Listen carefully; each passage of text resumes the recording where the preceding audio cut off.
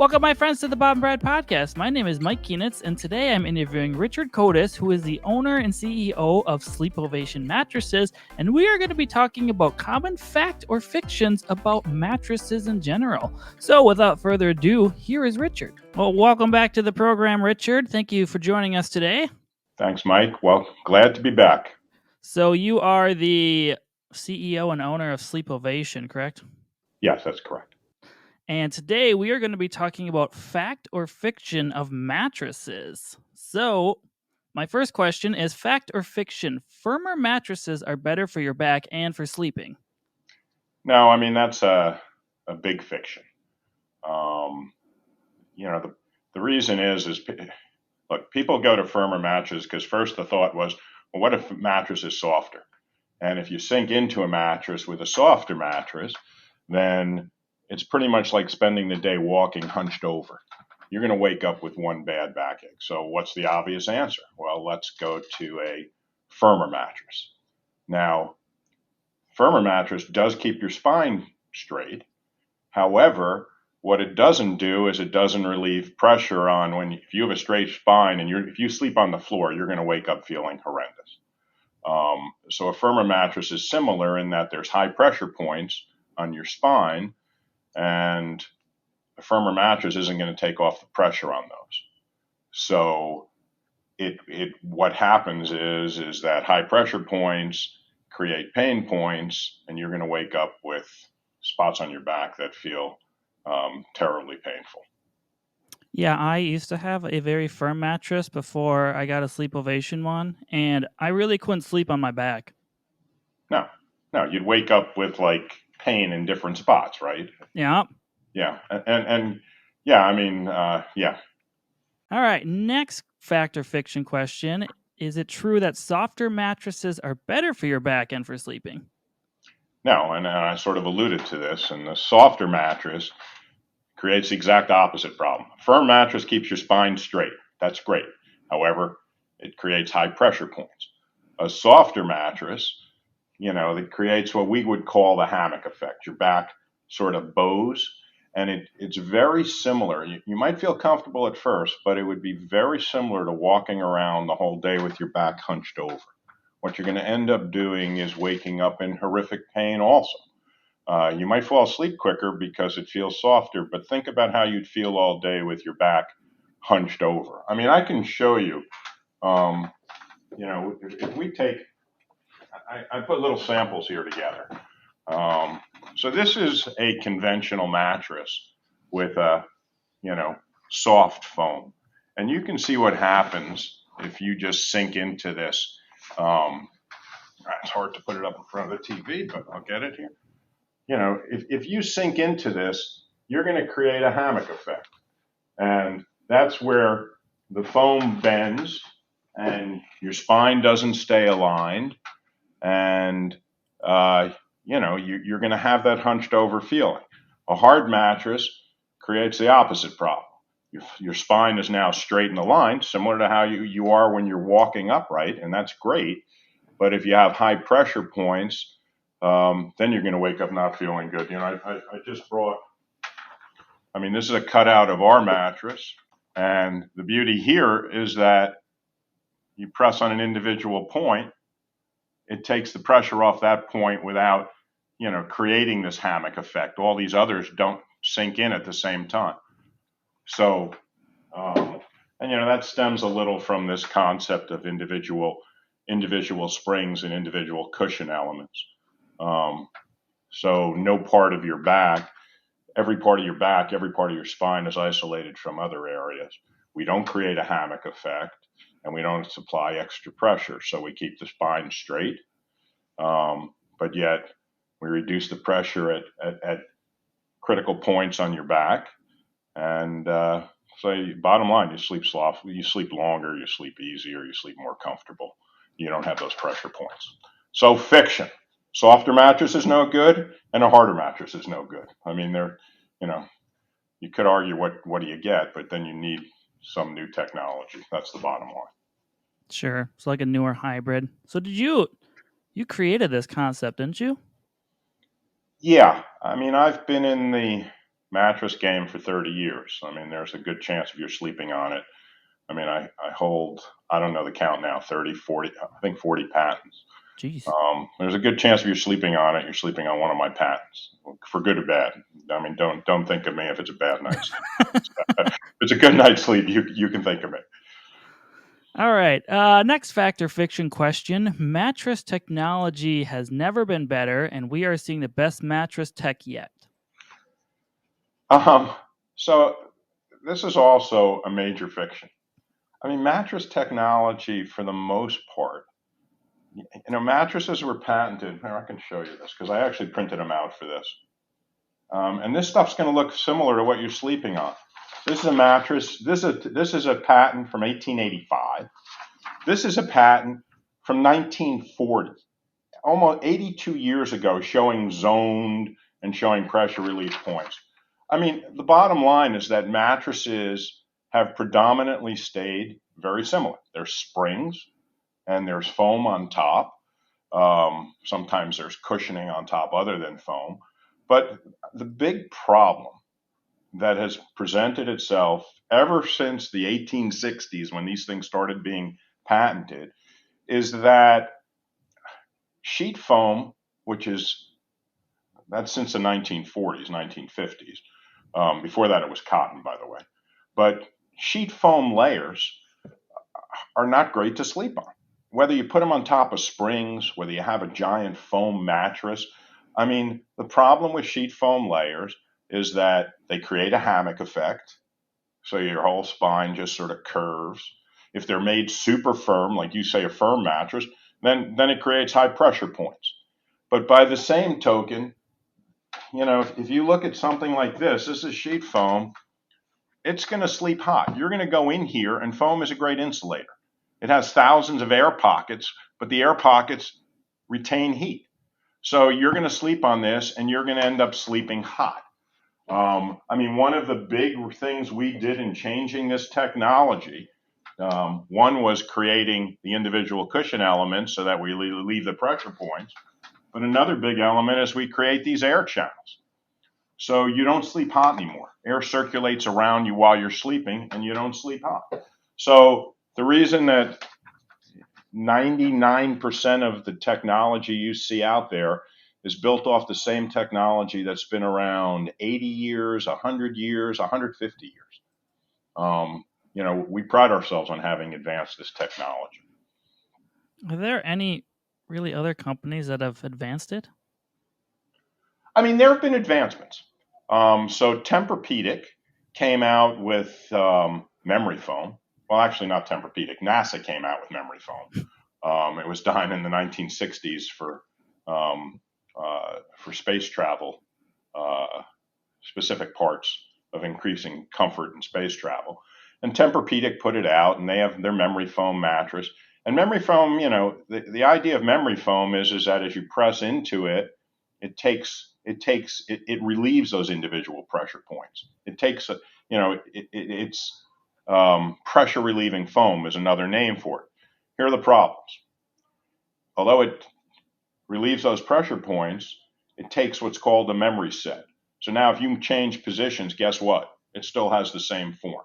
So that's one huge problem. So that now makes you toss and turn more than 80 times a night.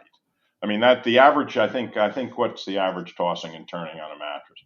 60 to 80 times a night. So one of the reasons you do that is because there's, you try to get to a new position, you move to a new position, you're uncomfortable because the mattress isn't responding.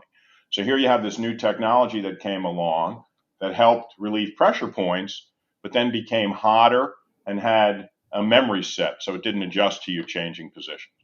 So the answer is yes and no. I mean, most of it, you'll see a lot of stuff out there advertising a hybrid, great new hybrid. What the hell's a hybrid? Hybrid's a spring and foam with a new name. It's the same technology, 80 years old.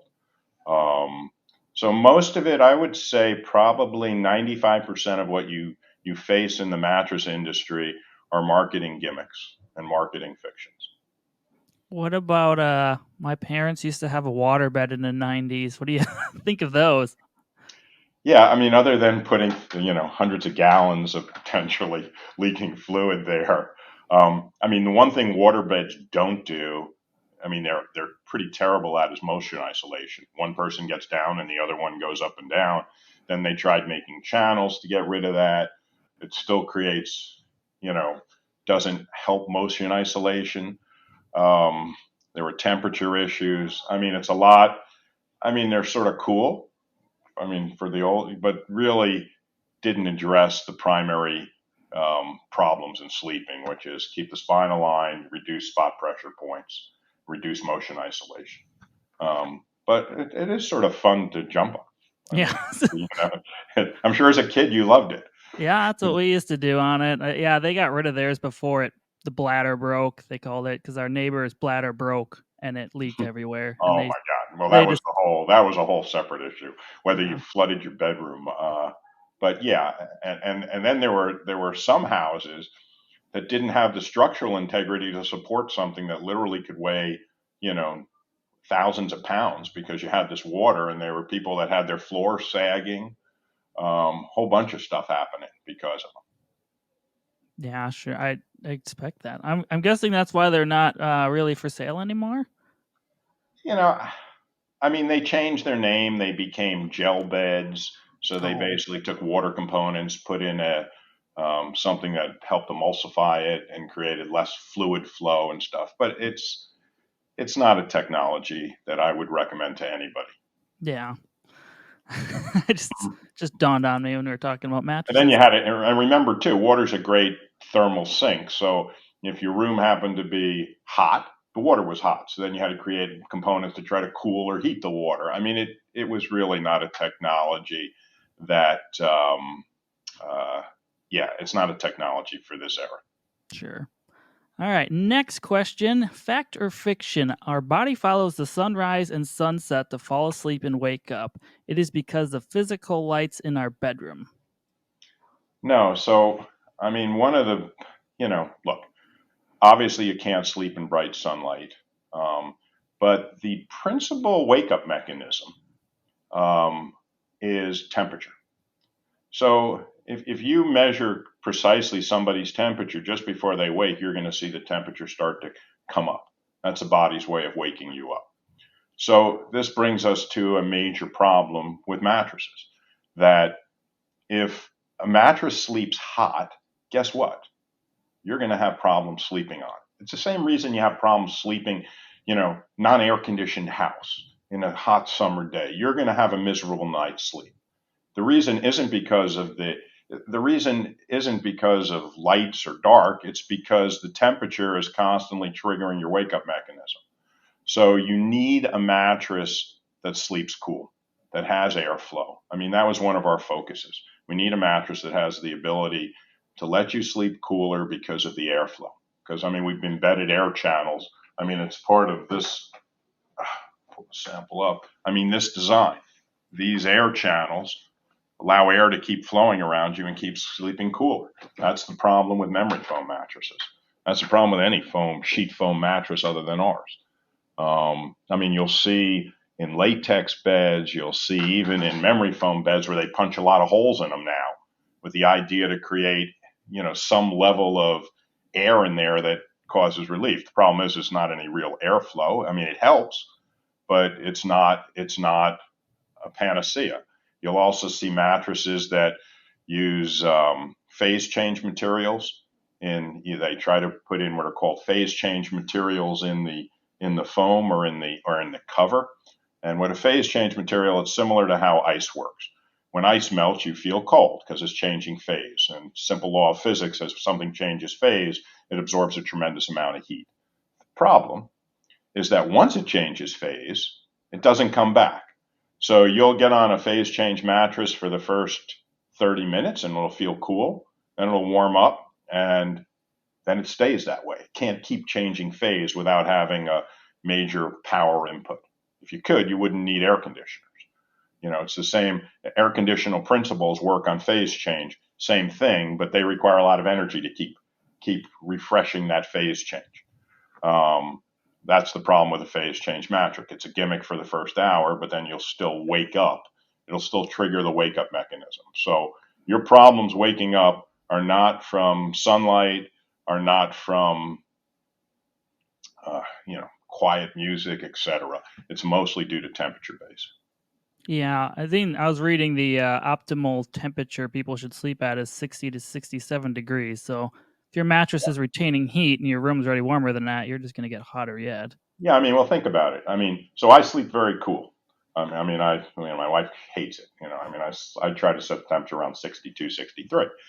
Um, but, your body, 98, 99, guess where all that heat's going? If you have a thermal insulator, which is your mattress, and that's just going to keep reflecting back, 98-degree temperature. So I don't care what your room temperature is. If your mattress isn't finding a way to dissipate that heat, you're going to have issues.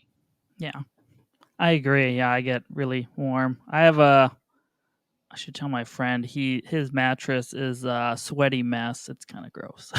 Oh, well, that brings up the whole second, set of, what's happening when you're sweating in a mattress. But we'll leave that for another question, I guess. Yeah, I think our next question gets into that. So, is it fact or fiction if someone cleans their sheets every 2 weeks, they shower right before bed, and make their bed as soon as they wake up, their bed is super clean? Yeah, so we'll lay it at that. Above the mattress might be super clean, but it's a fiction in that, you know, let's say if I recall, a human body sheds roughly 8 pounds of dead skin cells a year. Okay, um, is that all getting trapped in the sheets? No, some's moving into the mattress. Um, just feel the mattress afterwards. Take a look at a mattress after a couple of months. So you're spending a third of your life on a mattress. If you were spending a third of your life in the same clothes, how often would you wash them? Some people wash them once a day. Some people, at least several times a week, but yet you're ignoring what's happening with the mattress. So that's why we've made the covers on the mattress removable and washable.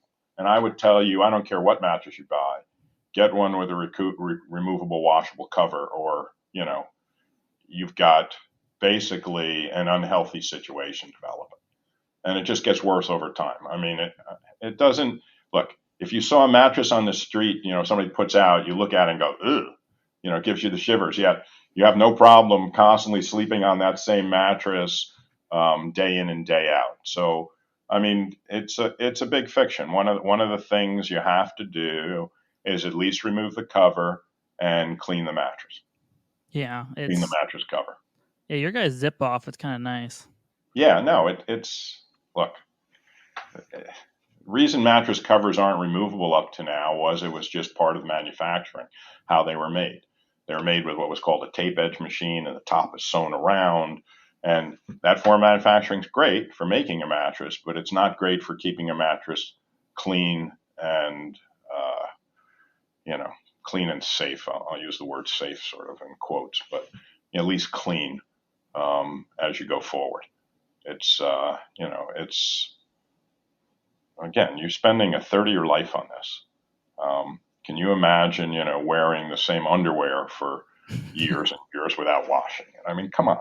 I mean, now look, you could put a vinyl sheet on top of your mattress and that would guarantee it stays clean, but then you're going to sleep incredibly hot and uncomfortable. So, I mean, the key to a mattress is to have airflow.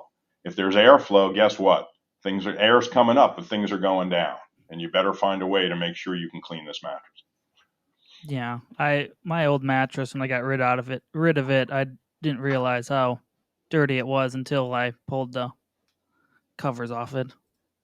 And if you cut it, I mean, this is even, grosser. One of the grossest things you can ever do is slice through a mattress to see what really was happening.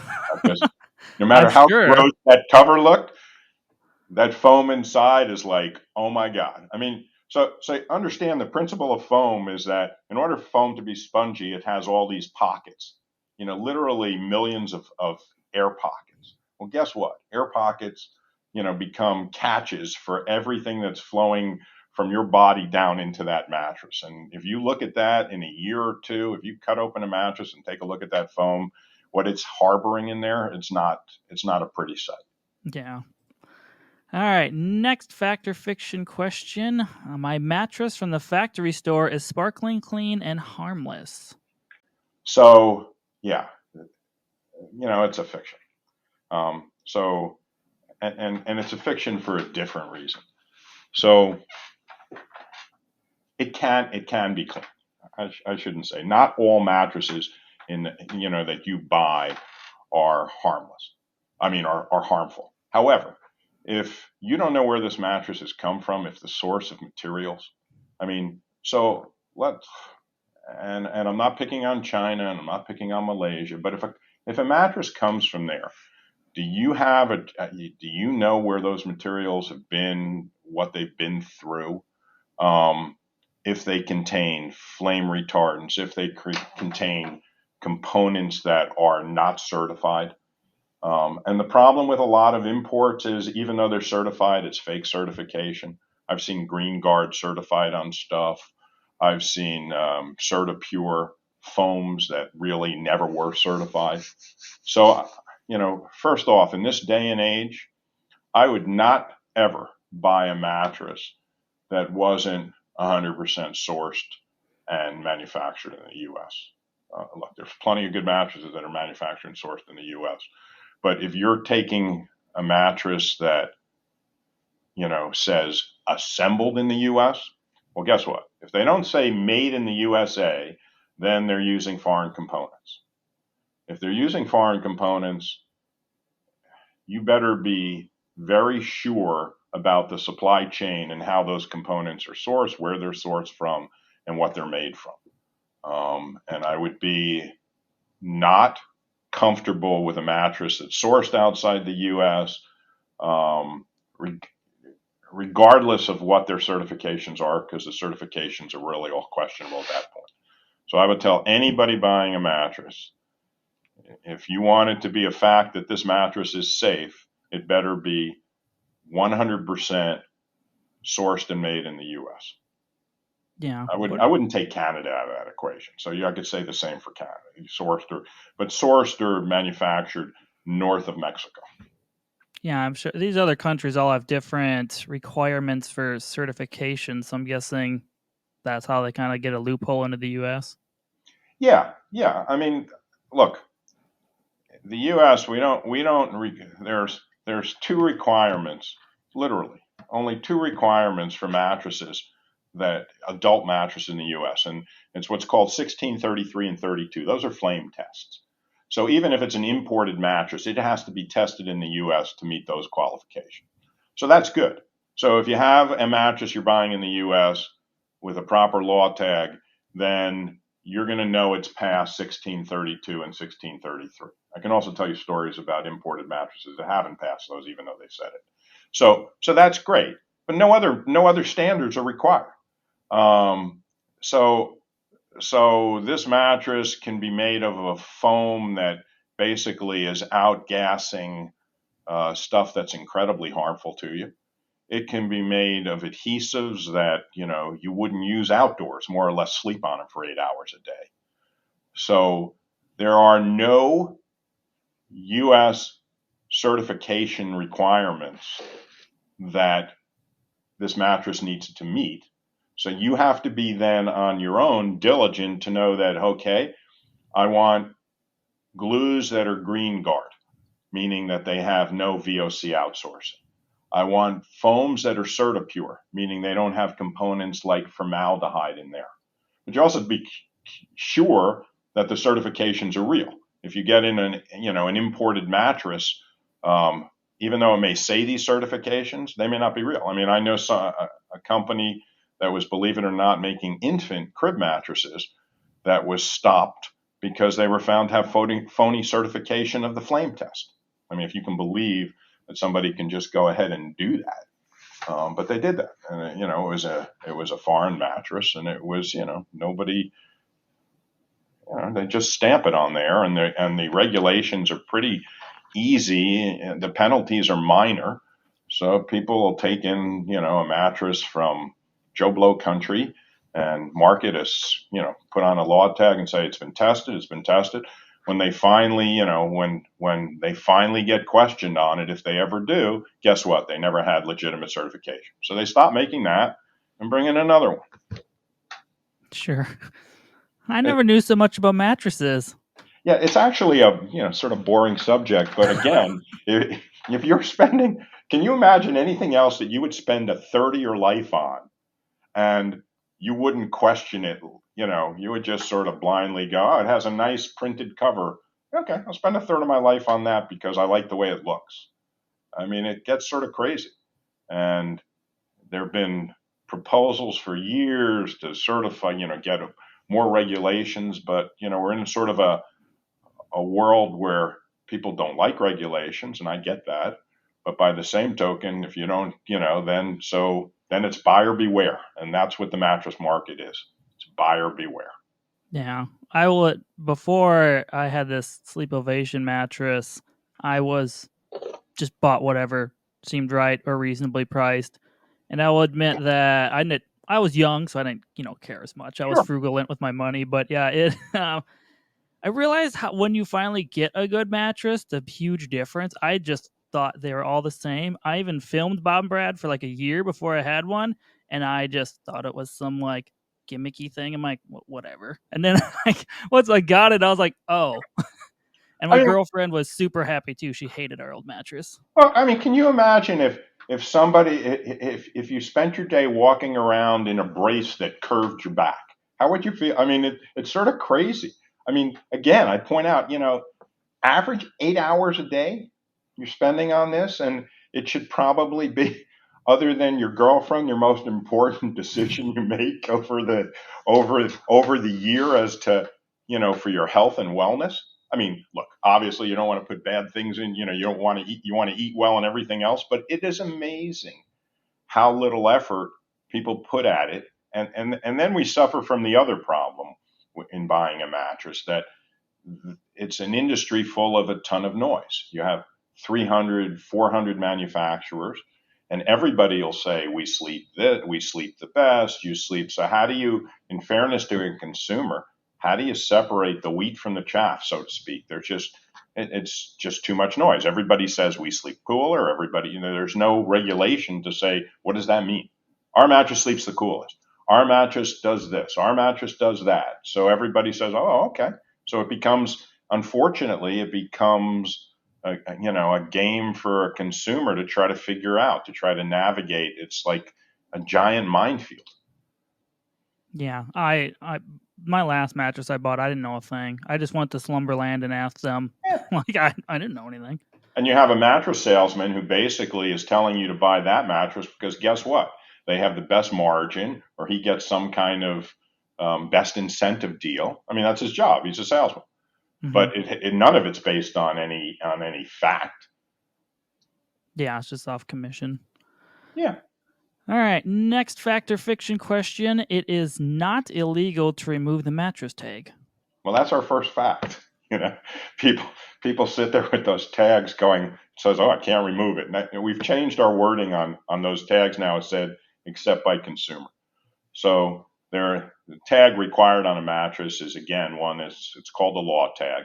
It tells you that the manufacturer has passed the flammability testing. It's also required to tell you what's in the mattress, so that if it's recycled foam, new foam, whatever. But once you see that, yeah, you can cut it off. There's no reason to have these giant white tags sticking out the end unless you want to. But feel free to cut it off. It is a fiction that this can't be removed, that you're going to go to jail if you cut the tag off. Cut the tag off. Was that ever once a law or no? So it was always a law that said this tag's not to be removed, because 95% at the time, 100% of mattresses were sold in stores. So people saw, oh, we can't remove this tag. And it finally found it was never required not to be removed by the consumer. And it wasn't probably till the last 10 or 20 years where we added on those tags that said except by consumer. because once mattresses started selling, especially outside of brick and mortar stores, then there was less reason to say don't remove this. Yeah, I don't know exactly how that law developed over the years, but it was one of the funnier things. It said people would never remove it, and they thought, if they cut it off in their house, police would come in and arrest them. That was never part of the law, but the law was that it can't be removed except by consumers. Yeah, I remember sitcoms used to make jokes on that Oh yeah, for back sure. in the day. People look. I remember in the early days in this industry, consumers thought that they were never allowed to take that off. They'd bring this mattress home, and somehow that if they took off those tags, they'd risk arrest. Never. That was always a huge fiction, but it made for good late night TV sitcom shows, I guess. Yeah. All right. Next fact or fiction: good mattresses are way too expensive. Look, it goes back to the old story of you get what you get what you pay for.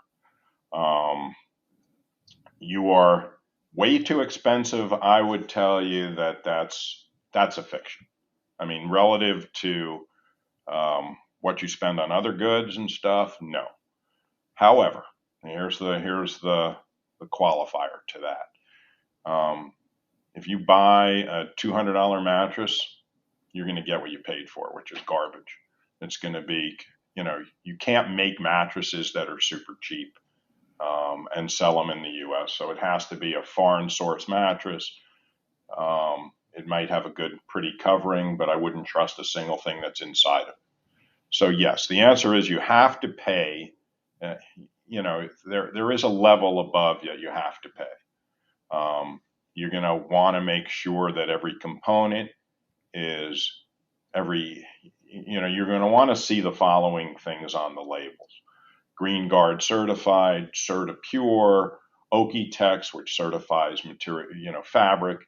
I mean, all of those are important considerations. You want top level components in there. Also, foams themselves. Foams, a good quality mattress is going to have high density foam, meaning it's going to weigh more per square foot or per cubic foot. Cheaper foams, guess what's going to happen? 2 years are going to break down because they just don't have the density. They're not made of quality components. So I guess way too expensive is a fiction, but it is a fact that it has to be expensive enough. You're not buying an under $1,000 mattress that has any quality to it. I mean, that's the simple reality. And you'll tell if you get it home, and you'll know in 5 minutes that this is it's got cheaper fabric, it's got cheaper foam, it's got questionable components. If it comes from overseas, don't even take it home.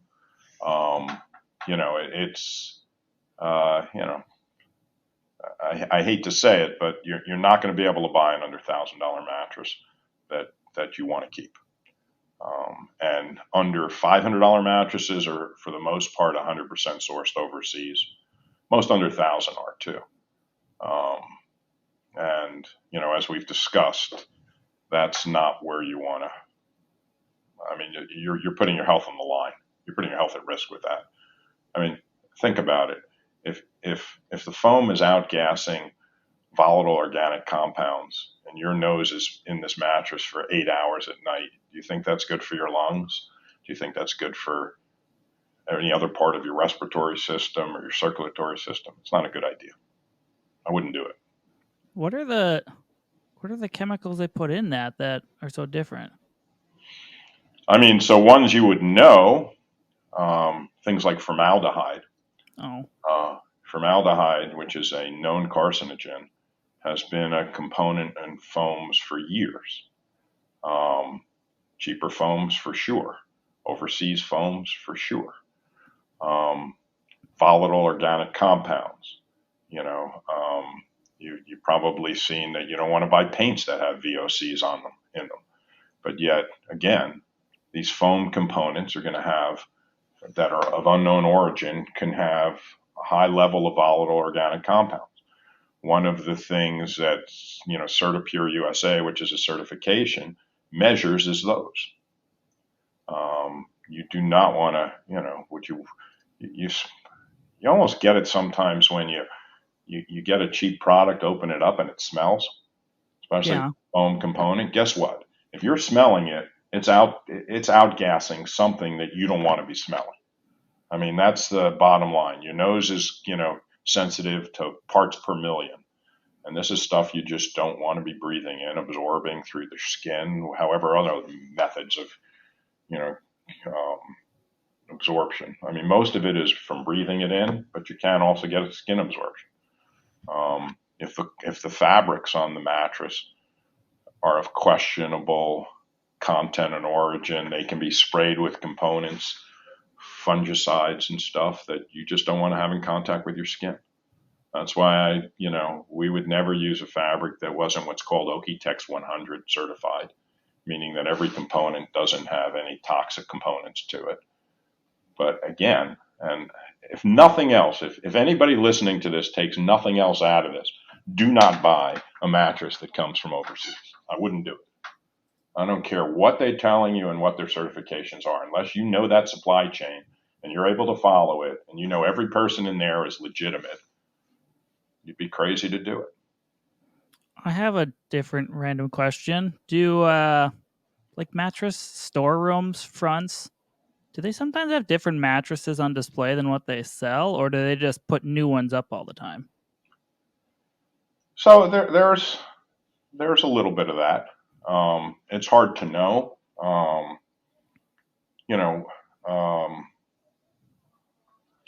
The model you lie on may not be the model you're buying, because who the hell remembers? And also, so let's just talk store mattress selling for a bit. Here's the interesting part of that. The average person goes into a mattress store, spends 30 minutes there, purchases a mattress. 30 minutes, okay? Their interface with the mattress is they sit at the end of the mattress, bounce up and down, and then lie back half their body. So it was determined real early on that if you're going to sell people in a store, you have to make the end of that mattress firm, because otherwise they're going to sit down, sink down, and go, "Oh, this isn't really what I want." It goes back to some of this fiction about needing a firm mattress and stuff. So the bottom 2 feet of that mattress in the store is going to be firm. Okay, probably not the mattress you get home, but that bottom 2 feet is going to be firm. So in answer to that question, yes, from going into a store, in order to sell you, they're going to have a different type of mattress on the floor, because you're going to want it to be firmer. Yet if you took that mattress home and slept on it, you'd be incredibly uncomfortable because it's too firm.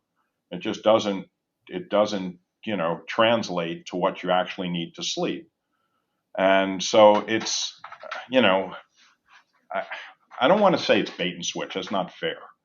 But it's different. I'll put that in quote. In order to sell a mattress in a store, it has to be different from the one that you actually want to sleep on. And that's just the psychology of lying. I mean, here it is. You're going to spend 8 hours a day, 365 days a year on this mattress that you're going to sit on for 15 minutes, lie back and say, "Yep, I think this is right." And you're going to bounce on it. And that's not the key to sleeping. It goes to this premise that I'll tell you that you should never, ever, ever consider buying a mattress that you can't sleep on for 100 days and return sight unseen. Sight unseen, wrong word. Return after 100 days without, any questions asked. Because bottom line, no matter what you do in a store, no matter what you read online, all of that is irrelevant to you taking it home and sleeping on it. Yeah, you can't. I remember my old mattress was like that. I was like, I don't remember it being this hard. It was just, I don't know. Well, yeah. I mean, so bait and switch isn't the right word. I guess we could chalk it up to marketing or sales. That there are different floor samples. They're designed slightly different. Sometimes you'll even see that they even have things draped over the bottom, that make it look, it's designed for you sitting out in a store, but that's not what you're going to sleep on. And plus, how could you possibly ever understand a mattress after 15 or 30 minutes in a store? You can't. I mean, firstly, you don't sleep in your clothes.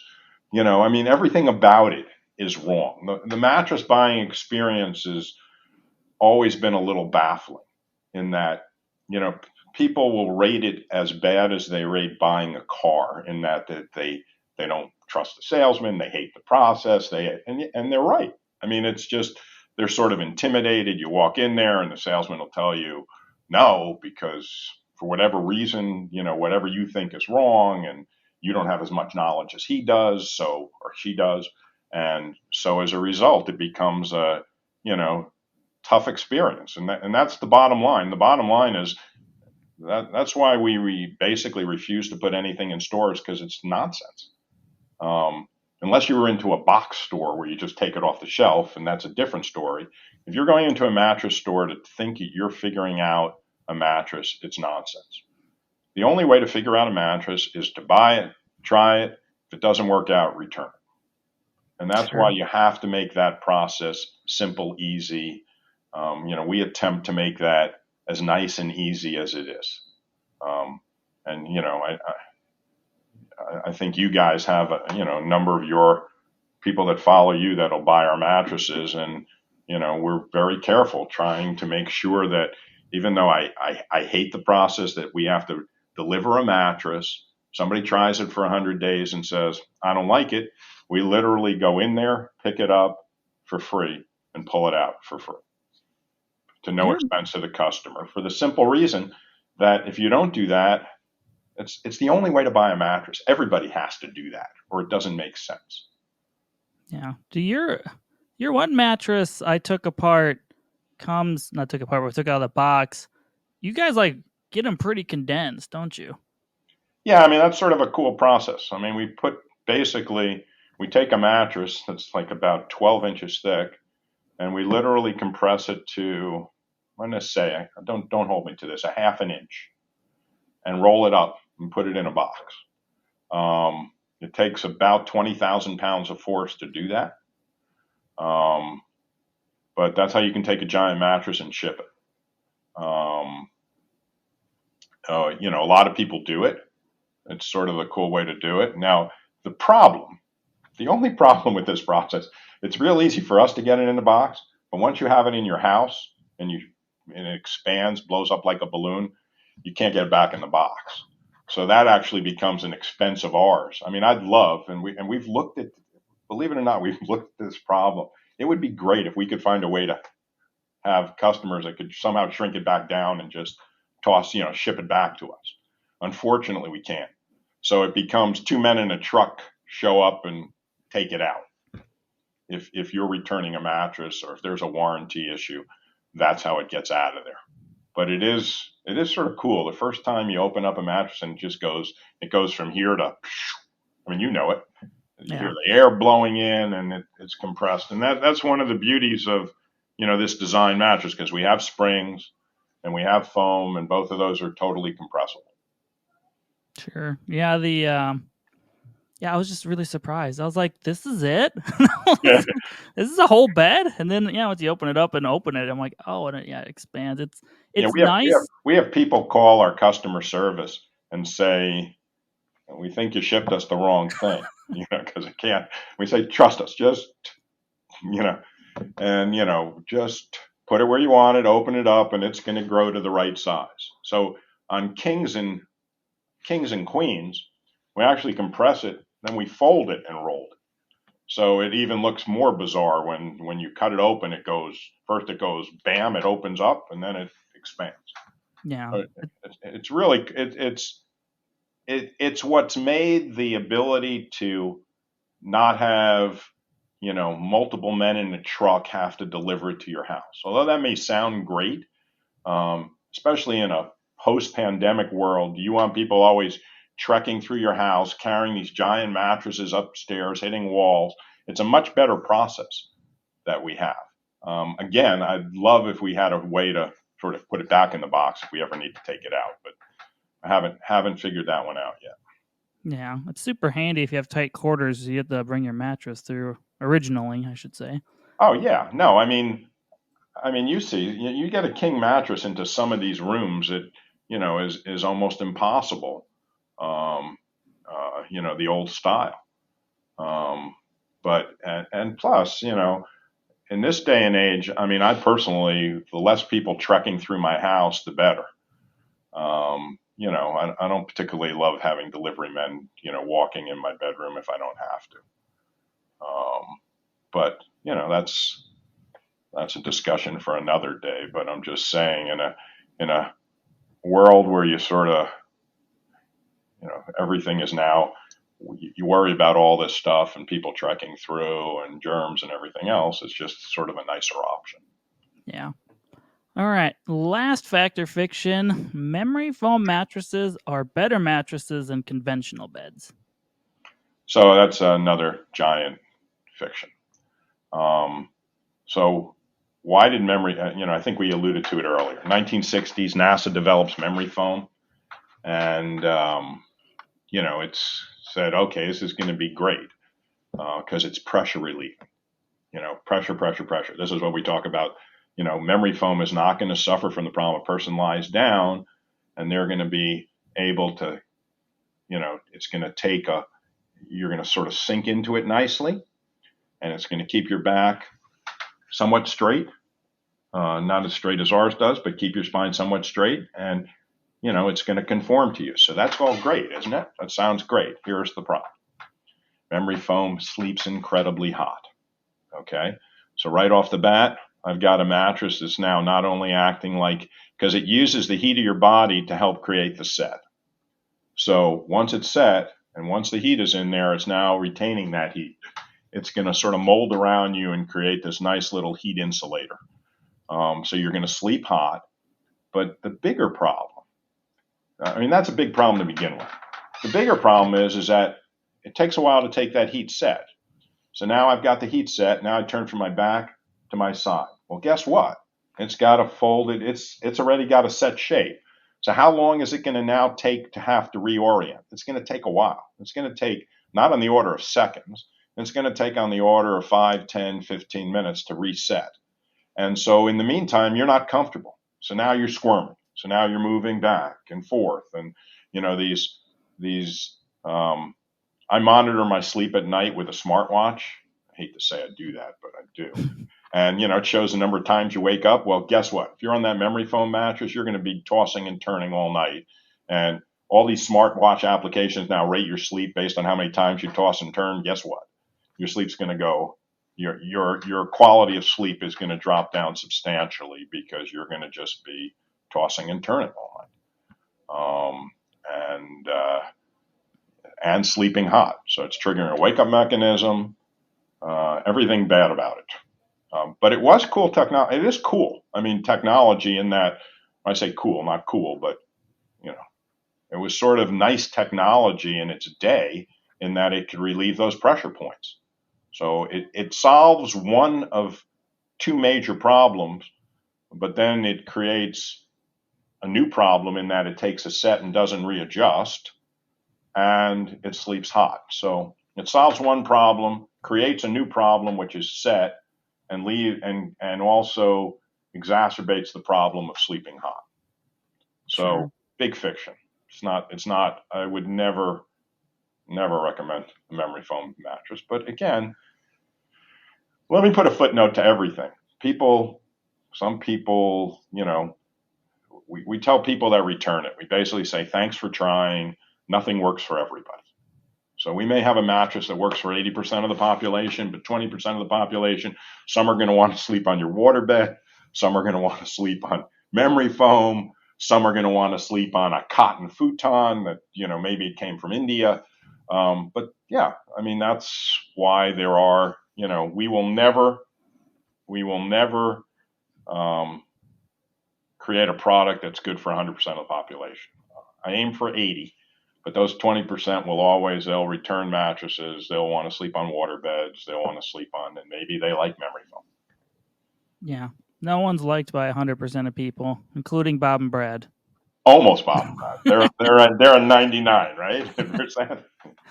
All right. My last quick question is, what are the top 3 things someone should look for when they're going to buy a mattress?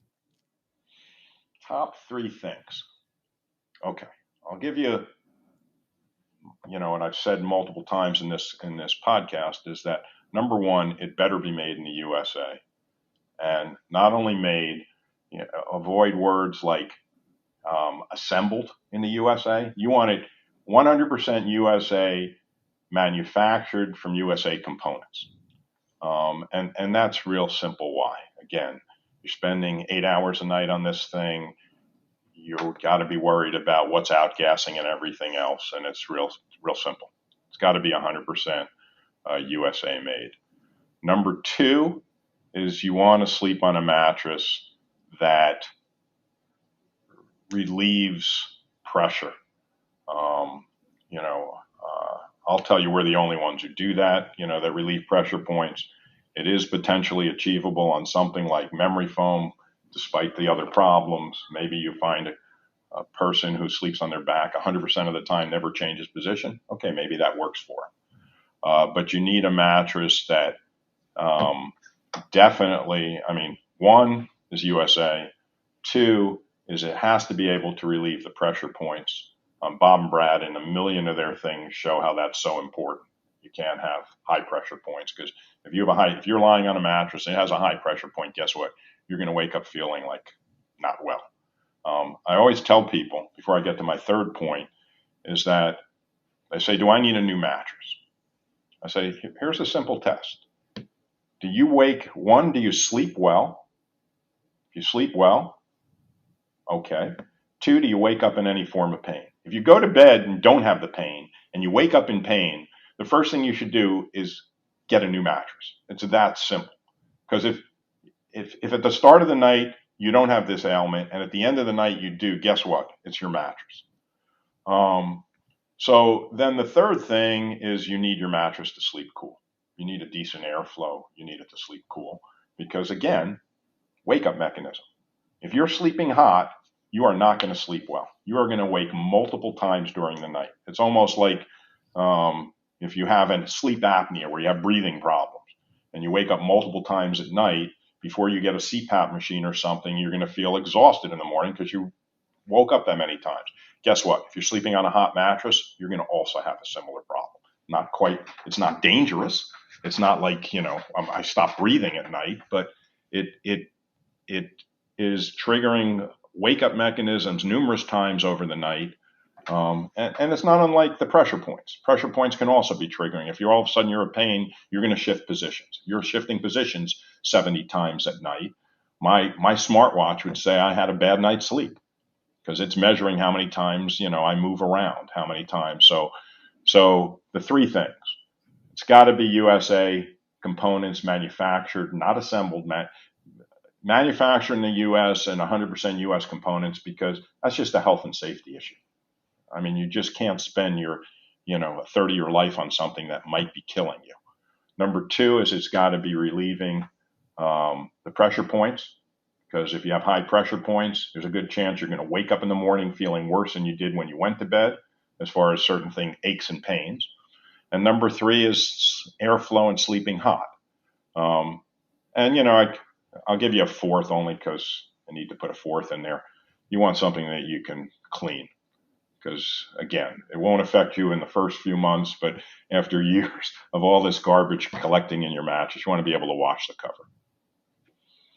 I think those are 4 good tips. Sorry, I couldn't keep it to 3. My big problem is I overtalk on everything. If you ask me a technical question now, we could sit here and discuss it for 2 hours. It doesn't fit into the timeline of a podcast. Oh, you're fine. So where could people find out more information about SleepOvation at? Okay, so we're at www.sleepovation.com, SleePovation.com. Everything's available there. I think Bob and Brad have links. Bob and Brad have a monthly giveaway of a SleepOvation mattress and pillows, and I think the links are on their site. So you can get to us through Bob and Brad. You can get to us through going directly to our site. Bob and Brad also have you're sort of guaranteed to have the best deal on any time we have it using Famous PT as a checkout code. So the nice thing about using a Bob and Brad code is you're guaranteed you're getting our best deal. Yeah, everything will be linked below if you're interested in purchasing, or just go to their site directly. All right. Well, thank you, Richard, for joining us today. Do you have any last remarks? No, it's a pleasure, Mike. I like doing podcasts. I'd like to have like a 3-hour one where I could, go into the technical details, but you can get a lot of that on our site, so you can pick it up. But no, I think it's a great venue for us to get, talk about a boring subject like mattresses. But again, you spend 8 hours a day, 365 days a year on it, and I know it's boring, but it's important. Yeah, all those people are going to buy a new mattress. This is a good listen. Yeah. The interesting thing just is that, the average mattress purchase time is over 7 years. So, Jeez. Yeah, it's amazing, isn't it? People don't buy, average time is a little over 7 years. So, to spend a third of your life on something you're only purchasing every 7 years and not give it a serious amount of thought as to, safety, comfort, health, it's insane. Nothing else in your life would you do that. How much time you spend thinking about your car, and you probably replace that every 3, 4, 5 years. It's amazing. Yeah. Well, thank you for joining us. Thanks, Mike. It's a pleasure.